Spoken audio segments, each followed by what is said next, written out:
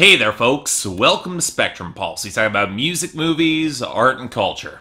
And today we're going to be talking about the newest album from Cody Jinks called I'm Not the Devil. You know, I said a few days ago that women in country music really are having a great year in 2016. But let's get brutally honest here. If you look outside of most of the mainstream, country as a whole really is having a great year. And there are definitely promising signs that the radio is primed for a shift in that direction too. And what I find kind of bizarre is how little of it's being covered outside of certain critical outlets that are more dedicated to country. Sure, this year we've seen more than a few critics here on YouTube who are starting to dip their toes into the genre, but go over to certain indie-leaning outlets, and they always seem a tad tentative to even touch the genre. Is it a fear of not looking cool by covering country, or just they not know where to start? Because if it's the latter, well, I definitely get that. It's hard to break into any unfamiliar genre, but here's where you're mostly in luck. If you're looking for the two hotbeds of country quality right about now, it's the acts affiliated with Dave Cobb and the Texas country scene. And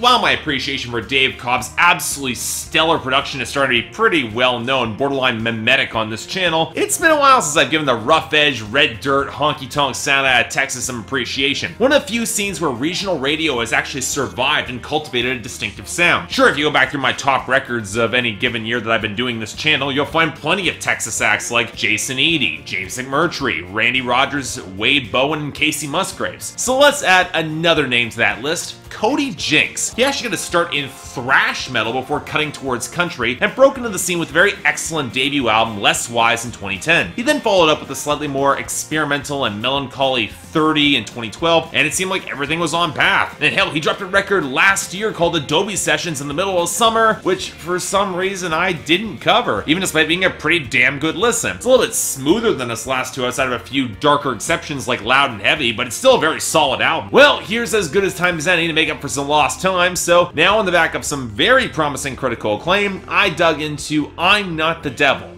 How was it? Well, folks, this is the sort of review that might be hard for me to keep all that interesting for you all, because in a sense, it's exactly what you would expect from Cody Jinks. A rough edge, but generally pretty damn solid Texas country album, with everything that you would come to expect from his sound and his delivery. Perhaps leaning a little bit more heavily towards blues in the subject matter, which translates to a bit of a rougher vibe overall. But if you're looking for some uniformly solid neo-traditional country, this album will definitely fit the bill. The question comes whether or not it's a great album or just a really good one. And honestly, one of the big reasons why that's a hard question for me to answer is why this review is a little bit later than I otherwise would like. So let's start off with Cody Jinks himself. Honestly, great voice that's plenty capable of playing to both the lower growl and full-throated singing. And his moments where he chooses to underplay his melancholy are some of the most potent you will hear on an album this year, especially accented by some very carefully chosen backing vocals, either through very careful multi-tracking or some female vocals that either add some great swell to Give All You Can, or feel oddly sultry on the bluesy stomp of the closer, Hand Me Down. Bit of an odd song to end the record with, by the way. It definitely fits the unsettled emotional state of the album, and nowhere is that more apparent than our lyrics. Now, if I were looking to an issue with Cody Jinks' writing, it'd be that it can feel a little bit clumsy, with verses stretched or elongated in ways that could flow a little bit better. But the more I listen through this album, the more I am convinced that this is a feature rather than a flaw. Because if you put him against the fast-paced, jaunty piano of Chase the Song, he sounds just fine. It has the lumbering, unsettled feel of the album that tends to speak in broad archetypes of walking on a dark path, traveling and living hard and not really seeing an easy or clean end to it all. I'm reminded a little bit of what Jason Eady did on Daylight and Dark with that brutally honest framing and the constant moral struggle. But Cody Jinks, for lack of a better word, tends to get more biblical with it. He frames his moral struggles between heaven and hell, angels and devils, on songs like No Guarantees or Give All You Can or Heavy Load or the title track, which, yeah, can ring as a little bit broadly sketched and heavy-handed, but Jinks is smart enough to see some nuance in between the lines. Give All You Can, great example of while his rougher life might lead him to dark places, there are people in his life who have served as angels who have given without asking for anything in return, and he knows that he might well be that person for somebody else. Or take the pitch black blackness of Heavy Load, which along with Gray sees him confront the inevitability of death and the depression around it, and while it is definitely a weight to bear on his psyche, and he bears it heavily, he knows the only way to really go on is to pick up the pieces and find some vestige of color. And I really do appreciate Vampires, a song where he rails against those who would steal dreams away. And and there's just enough subtext between his lines to indicate that he's aware that he might be his own worst enemy here given his melancholic depression and his typical pessimism. Now, I should also mention there's a Merle Haggard cover on the record with The Way I Am. Jinks does a great job with it, even if it really does feel like a cover that he would run away with regardless. It's really in his wheelhouse. But where I think the overly broad writing struggles is in the songs that lean on the relationships, like the title track and the Pleasant Enough She's All Mine. They're not bad songs, but they can feel a tad overwrought.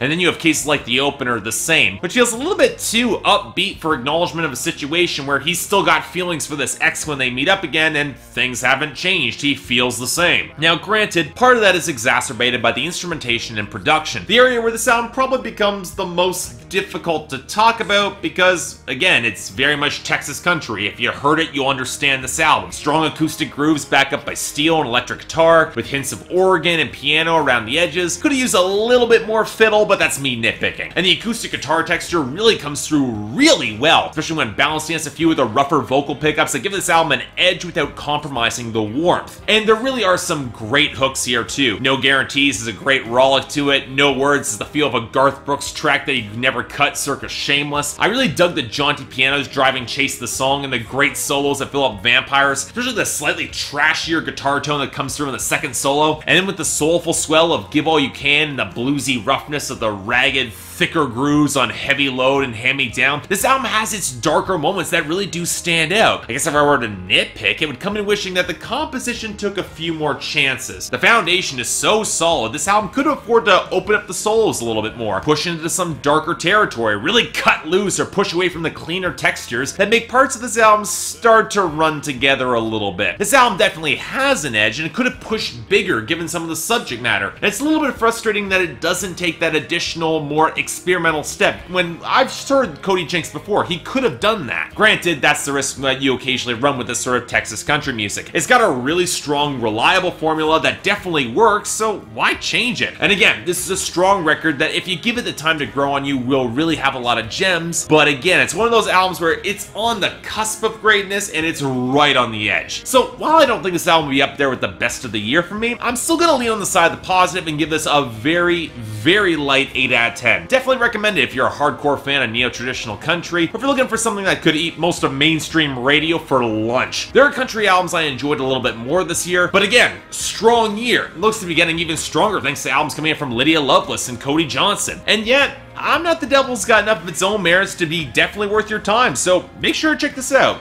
You won't regret it. So yeah, thanks a lot for watching. If you'd like to like and subscribe, I'd be more than grateful. Got the poll up here, so what do you guys think of this album? You think it's one of the better ones of this year? Do you think it's just merely solid? I don't think anyone would outright call this bad. It's actually pretty damn solid all the way through.